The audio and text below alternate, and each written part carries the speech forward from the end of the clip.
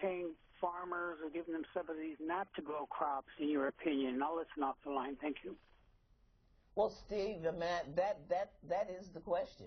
And I think that it came from days gone by when there were surpluses. But with the growth of these corporate farmers,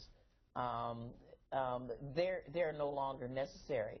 And I noticed that you called on the Republican line. So there are many people in the Republican Party who, as well as Democrats, who agree that it's time to look at these huge farm subsidies and to move in a different direction.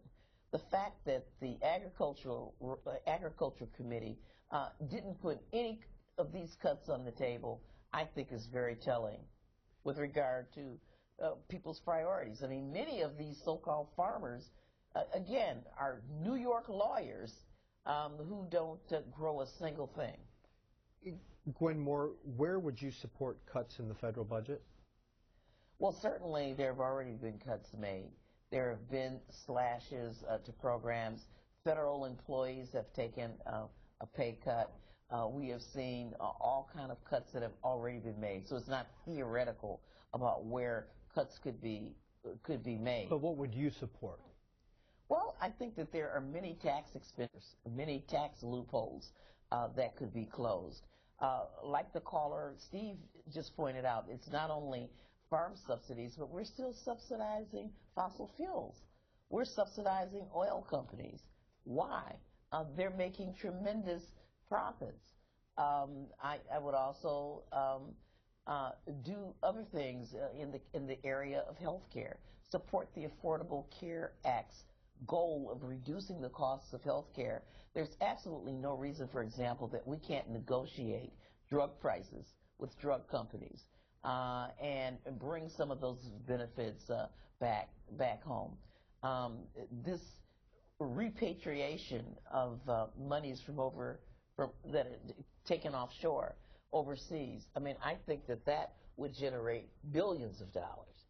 And certainly I think that the military has indicated that there's a lot of waste in the military, and as we wind down these wars, there are truly opportunities to realize a peace dividend.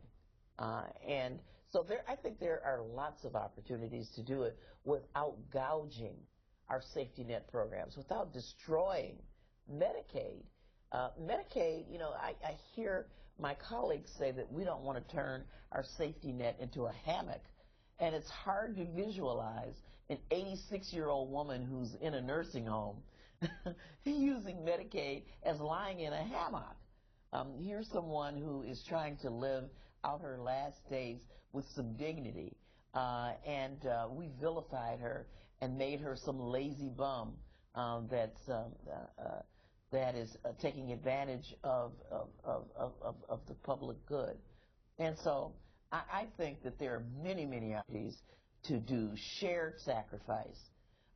Also, I have a very unpopular belief that we ought to just get rid of all of the Bush-era tax cuts, not just for people over $250,000, not just for millionaires, but for everyone.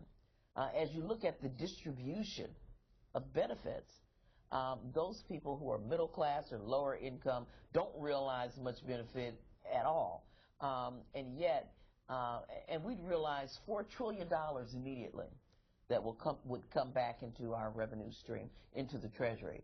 So I'm for getting rid of the George W. Bush cuts and reforming our tax code and making it more progressive. Well, your fellow Wisconsinite is the chairman of the House Budget Committee. What's your relationship with Paul Ryan? Paul Ryan is an absolutely amazing, decent person.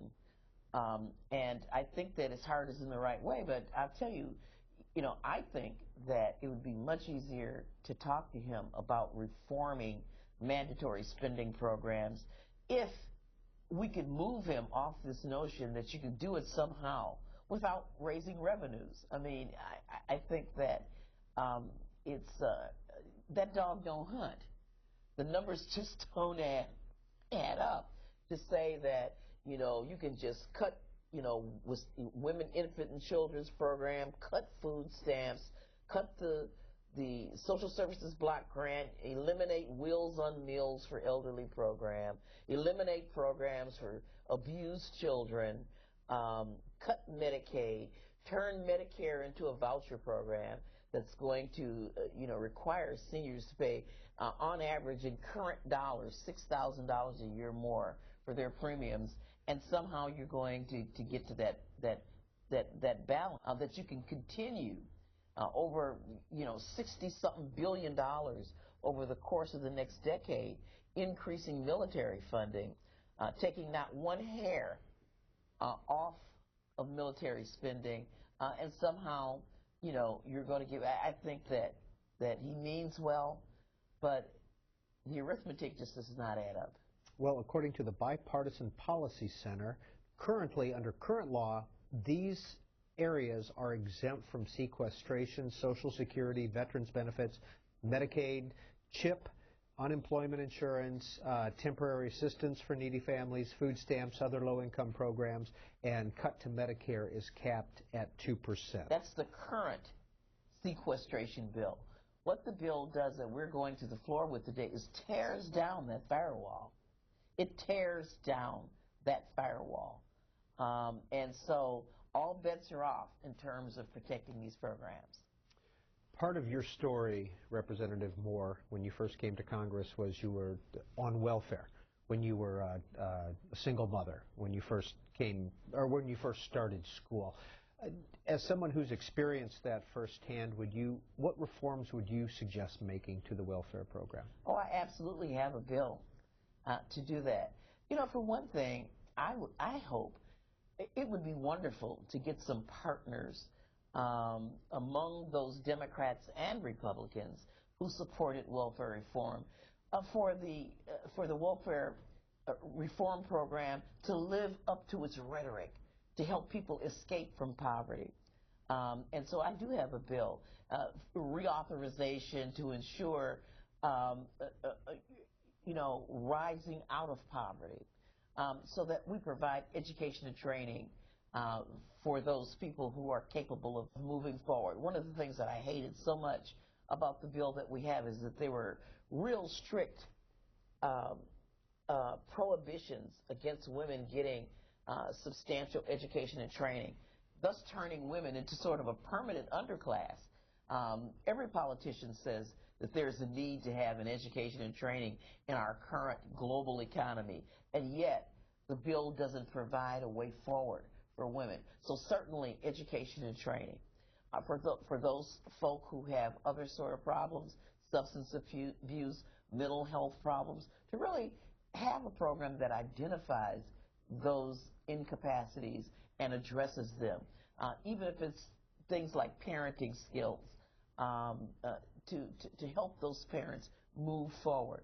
Certainly a welfare reform bill would provide folk with those work supports that they need, guaranteed child care right now, and give them some assistance beyond getting that first job, so that as soon as you get that first job, you're not forced off of some marginal tax rate, some sort of cliff, where as soon as you get your first job, making a little bit above minimum wage, you suddenly are not eligible for Medicaid, not eligible for food stamps, not eligible for child care.